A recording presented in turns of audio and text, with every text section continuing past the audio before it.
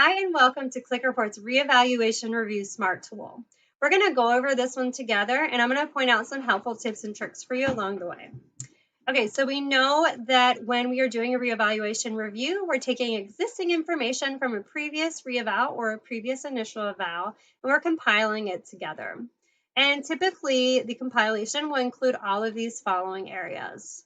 And you have the option of using this top menu bar to jump to these different sections, or using your regular scroll to move throughout the screen. You'll notice that as I'm moving, the examining first name and gender is following me because this needs to be completed in order for any of the smart tool to be operational. So I'm going to go ahead and input my information for name and gender. And we'll drop down and go through each section together.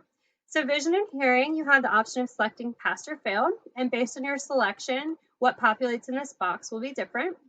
And you'll select the date that the student was tested. And we'll go ahead and click this generate and copy vision blurb. You'll notice that the box is populated and everything within it is also highlighted. And it is highlighted because it is ready to be pasted over into your report application. So when you paste this over, you're going to right click and you'll have two options for pasting. Keep source formatting will use the same font that we use on the website. Or you can select merge formatting, which will give you the font that you're using within your Word document. And you can also use Control V. That's my method. It just helps things go really fast and is a quick way to paste things over. Okay, and then same thing for hearing.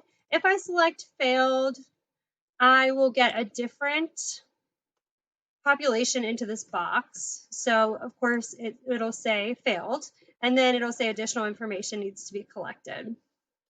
Okay, so moving down to our medical and developmental data.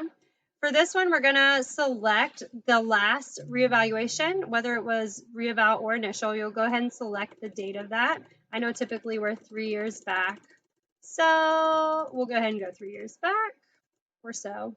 And then you're going to select your data source. So either you received updated information, meaning that you sent out a new medical and developmental data form and you got it back, yay. And the other option is use data from initial eval. So maybe you don't need additional information or you just didn't get anything back. So whichever one makes sense for your case. And then developmental history provided by. If your case, if none of these apply to your case, don't worry. Anything that you get in this box and you paste over, you can edit it totally. So you can delete mother off and put in whatever you need. Okay, and then we're gonna write in our provider name, and that's, whoever provided the developmental history. That's just the name of that person. And then your classification, number of siblings, county of residence, or you can put city, whichever you usually report. Examinee resides with, so who do they live with? And then is the examinee taking any medication? For these 3 boxes, when you select yes, you'll get additional boxes to input information. So for instance, are they taking medication? Yes. What are they taking? To address what? To address ADHD, and then dosage or how often. And you can put, the milligrams and the times a day, or you can just put once a day, however you typically report that. And then same thing for these boxes. If you select yes, you'll get additional boxes to put information in. Okay, and then we'll go ahead and generate and copy. Just like the other sections, all these green buttons are going to operate the same way. When you click that, it's both going to populate the box and highlight it, meaning that it's ready to be pasted over. And then we'll jump down to our educational background. And for this, you'll go ahead and put in this information.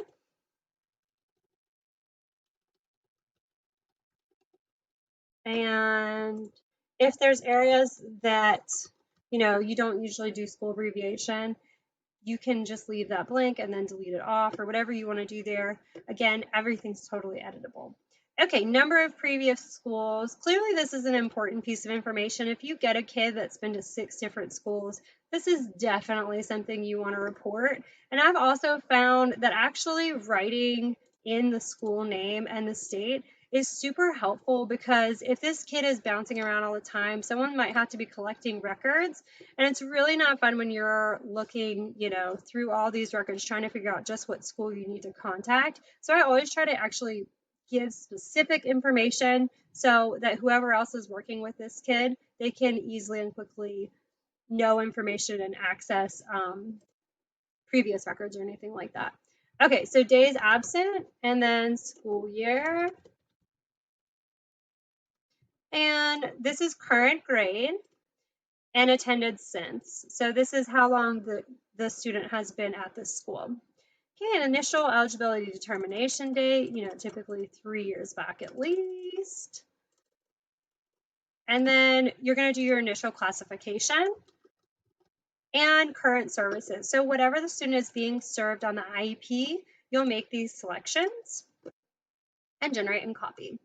Just a note for this section, you might need to add the word "and" to this sentence here. She currently receives yada, yada, yada, and occupational therapy services. This SMART tool will get you 90% of the way there. But when you have these check boxes, just make sure you're looking and seeing and verifying you don't need the word "and" or to remove a comma or something like that. Okay, now let's go down to the cognitive abilities test. So the COGAT is something that is given in South Carolina. This might not apply to you. Maybe your state does not do the COGAT. Totally fine. Skip this if you don't use it, or take a look at what it spits out. And maybe this does apply to you, but it's not actually called the COGAT. And you can just take that out and write in what you need. And this is going to be the percentile rank, and it'll correlate to this descriptor here. Okay. And now we are at our cognitive processing summary. So if this student that you're working with is previously evaluated and has cognitive processing on there, you can go ahead and summarize that information with this table.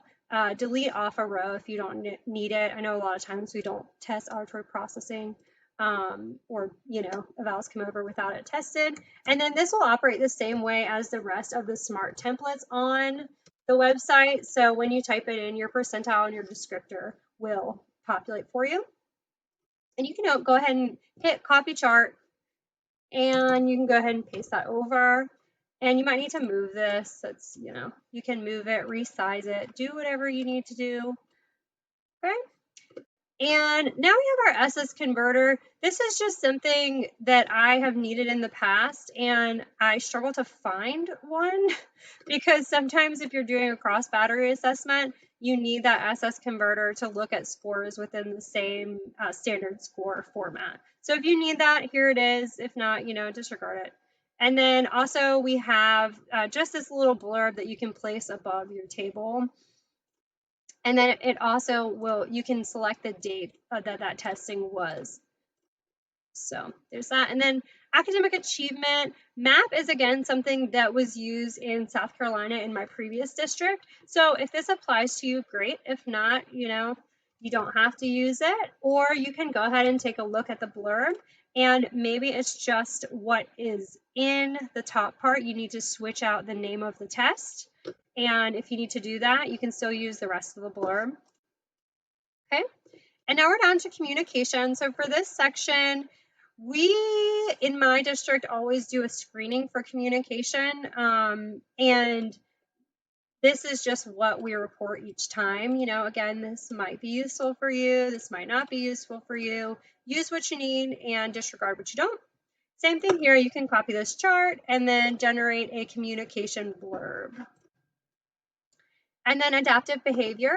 You can read through this. Does examining have a history of adaptive issues? Yes. Is there documentation of adaptive measures? So this is just basically meaning, was this an area that was tested, or was this an area that, absolutely wasn't an issue for the kid, so you didn't have adaptive measures? And then you can list the name of the assessment.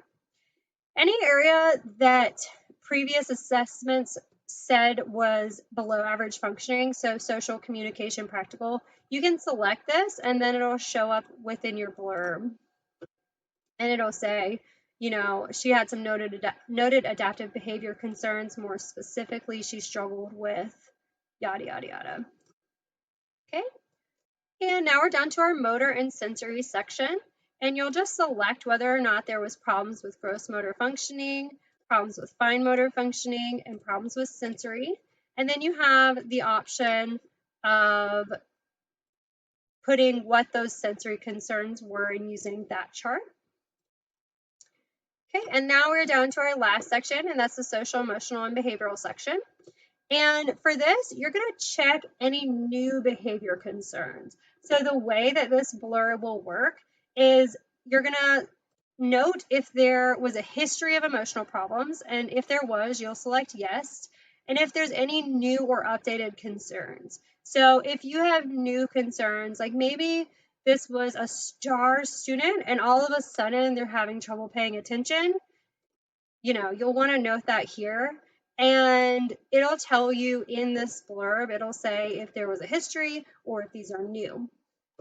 Okay, and this is important just because when you're testing a kid, it's important to know, is this totally something that is brand new for them? Has it been going on for a while, or is this a new concern? And if so, let's try to figure out what's going on here. Okay, and then you'll select your behavior concerns. So whatever your new thing that you're seeing, and just going to do some quick checks here. And then you'll click your generate and copy button and you'll get this nice blurb that summarizes all the information you input. All right, so that wraps up our Reevaluation Review Smart Tool tutorial. If you have any questions, please reach out, support@schoolsiteclickreport.com, and happy reporting. Bye, everyone.